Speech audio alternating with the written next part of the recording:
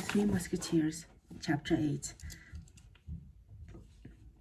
However, the 40 pistols of King Louis VIII, like all things in this world, having had a beginning, also had an end, and since that end, our four companions had fallen into tight straits.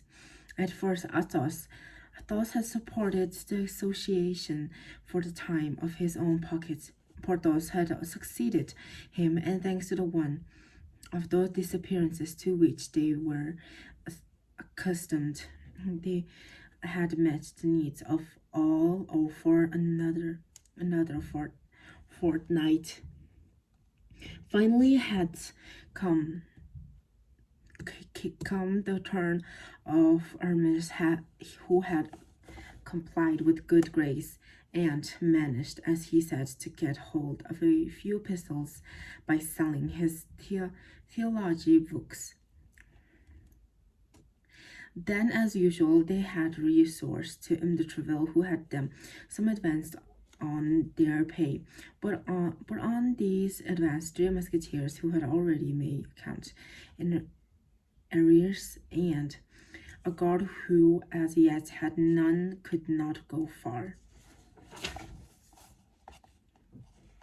As for D'Artagnan, who still knew no one in the capital, he found only a breakfast of chocolate with the priest from his part of the country and a dinner from a cornet of the guards. He led his army to the priest, where they devoured 2 months' worth of his provisions, and to the cornet, who worked wonders. But as Blanchett said, you only eat once, even when you eat a lot.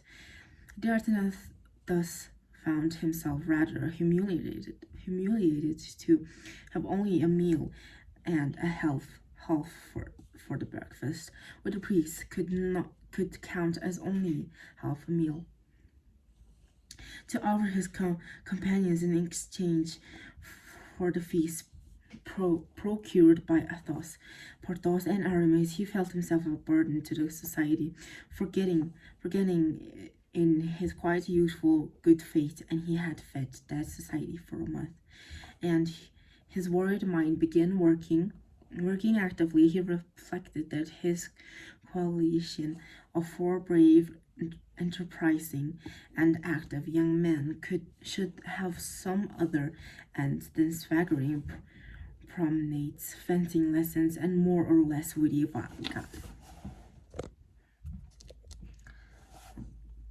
gibes. D'Artagnan dismissed Blanchett and invited his visitor to sit down.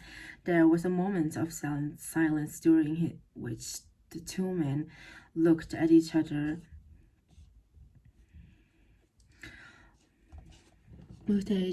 as if to make a preliminary acquaintance, after which D'Artagnan nodded as a sign that he was listening. I have heard M.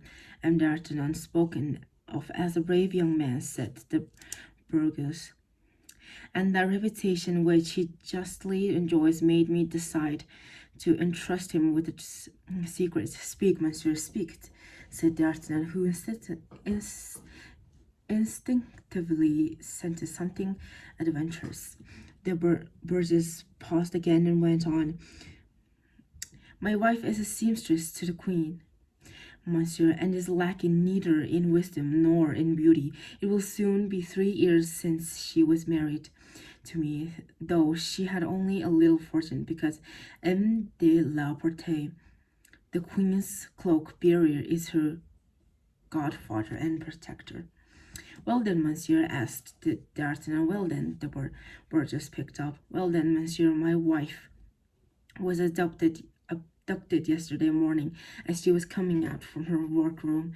And why, whom was your wife abducted? I know nothing for certain, monsieur, but there is something I suspect. And who is this person you suspect?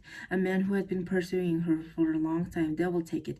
But let me tell you, monsieur, the burgess went on, I myself am convicted that there's less love than politics in all this, less love than politics. D'Artagnan picked up with a very thoughtful air. And what do you suspect? I don't know if I should tell you what I suspect.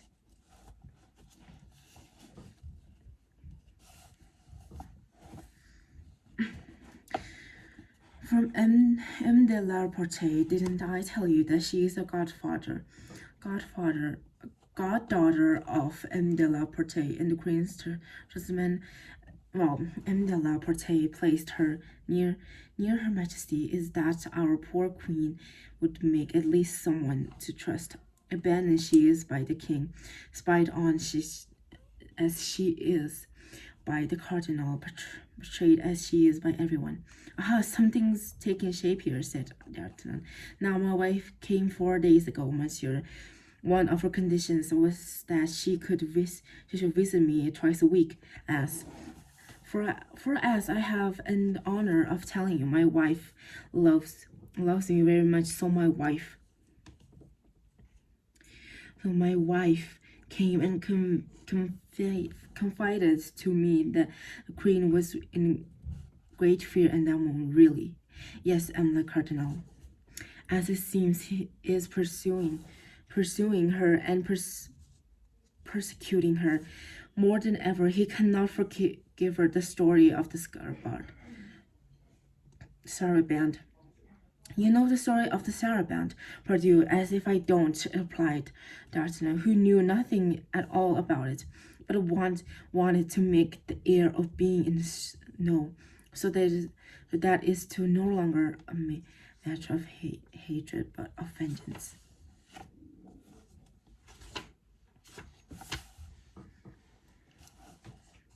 The Burgess drew a paper from his pocket and handed it to D'Artagnan.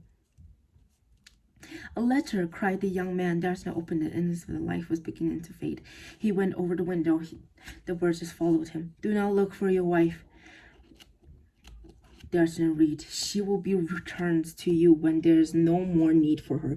If you take a single step to find her, you are lost. That's straightforward enough, D'Artagnan went on. But after all, it's just a threat. Yes, but this threat frightens me. I, monsieur, am no swordsman at all, and I'm afraid of the Bastille. Said D'Artagnan. But I care no more of the Bastille than you do. If it's only a question of swordplay, it's not much. However, monsieur, I've been counting on you in this matter. Oh, seeing you constantly surrounded by superb-looking musketeers, and recognizing that these musketeers were those of M. de Treville, and consequently the Cardinal's enemies, I've been thinking that you and your friends, while rendering justice to our poor Queen, will be delighted to His Eminence bad turn, unquestionably. And then I've been thinking that owing me 3 months' rent, which I have never mentioned to you. In the street across from your windows, in that doorway, a man wrapped in a cloak.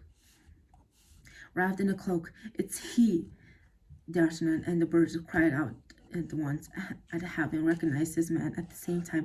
Ah, this time, cried D'Artagnan, leaping for his sword. This time he won't escape, and drawing his sword from the scabbard, he rushed out of the apartment. On the stairs, he ran into Athos, Porthos, who were coming to see him. They separated, and D'Artagnan passed between them like a shot.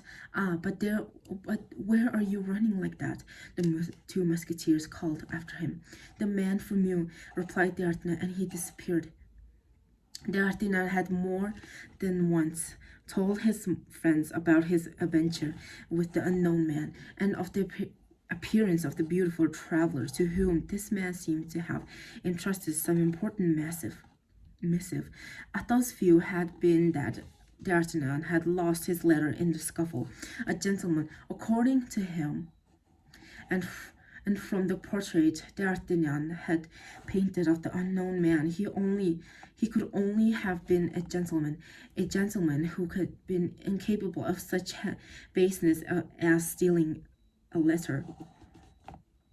Porthos had seen nothing in it all but an amorous rendezvous granted by a lady to a cavalier, or by a cavalier to a lady, and which had had been disturbed by the presence of D'Artagnan and his yellow horse.